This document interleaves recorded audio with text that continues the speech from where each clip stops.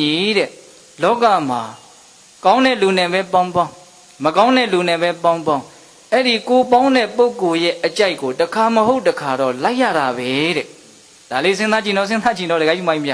ဒီတရားကိုကလေးတွေအတွက်လို့ဟိုတရားတော်မတော်ကခပ်ပေါ်ပေါ်မထင်နဲ့သိလားကိုပေါင်းတဲ့ပုဂ္ဂိုလ်ရဲ့အကြိုက်ကိုအမြဲတမ်းကြီးမဟုတ်တောင်တစ်ခါတလေတော့လိုက်ရတာဆိုတာမရှိဘူးလားရှိတယ်အဲ့ဒီအကြိုက်ကိုလိုက်မိရင်ကြာတော့ဘာဖြစ်တုံဆိုတော့ကိုပေါင်းတဲ့လူလိုကိုလည်းဖြစ်သွားတာပဲတဲ့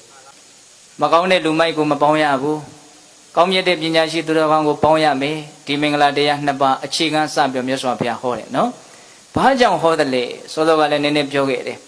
အလွန်အခြေခံကြတဲ့မင်္ဂလာမှုလို့အရင်ဥဆုံးမြတ်စွာဘုရားကဟောတယ်တဲ့တော့ဒီမင်္ဂလာတရားနှစ်ပါးမပြည့်စုံဘူးဆိုရင်နောက်ထပ်မင်္ဂလာတွေပြည့်စုံဖို့မလွယ်တော့ဘူးနော်ဒါကြောင့်ဒီမင်္ဂလာတရားနဲ့ပတ်သက်ပြီးတော့ဦးဇင်းတို့ခြေခြေပြန့်ပြန့်ပြောเสียအလွန်ကောင်းတယ်ဘာကိုဦးဇင်းကဒီမင်္ဂလာတရားနှစ်ပါးနဲ့ပတ်သက်ပြီးတော့ဆက်ပြောခြင်းလဲဆိုတော့ဦးဇင်းတို့ငယ်ငယ်တုန်းကမူလတန်းကျောင်းစာထဲမှာသင်ခဲ့ရနော်တတ္တိ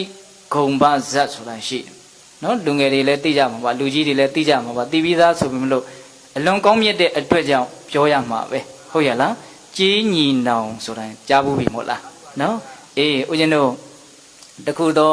ဘဝတုန်းကနော်ဘုရားလောင်းတခုသောဘဝတုန်းကအဖြစ်ပြက်လေးတွေကိုဒါပြန်ပြီးတော့ပြောထားတယ်ပေါ့လက်ပံတော်မှာလေပြင်းတိုက်တော့နော်မွေးကင်းစကြီးညီနောင်ကျက်တူရွေးလေးနှစ်ကောင်တကောင်ကယသိတွေနေတဲ့နေရာကပန်းမင်နေကြတဲ့ကိုကျသွားတယ်ဒါကြောင့်ယသိတွေကသူ့ကိုပုပ္ပကလို့နာမည်ပေးပြီးတော့မွေးထားတယ်ပေါ့နော်တကောင်ကတော့ခိုးသားဓမြတွေနေတဲ့ရွာကလက်နှစ်တွေကြားတဲ့ကျသွားတယ်ဒါကြောင့်ရွာသားတွေခိုးသားတွေကတတ္တိဂုံမလို့သူ့ကိုနာမည်ပေးထားတယ်အဲ့ဒါသူတို့ကလည်းပဲသူတို့တက်တာသူတို့သင်မှာပဲလေနော်ဘုဘကသူတို့ကောင်းယသိတွေကလည်းသူတို့သိတာသူတို့ပြောမှာပဲအဲ့ဒါနဲ့ဒီကျက်တူကြီးလေးတွေကအလွန်ကွာခြားတယ်ပေါ့အဲ့ဒါတနေ့တော့ဦးဇင်းတို့ပြင်စာလေမင်းကြီးကဟိုတောကစားလှည့်လေရင်းနဲ့ဆိုကြပါစို့သားကောင်လိုက်ရင်းနဲ့နေကျွန်းပြီးတော့ဦးဇင်းတို့ယထာရင်းနဲ့သူနဲ့နှစ်ယောက်တည်း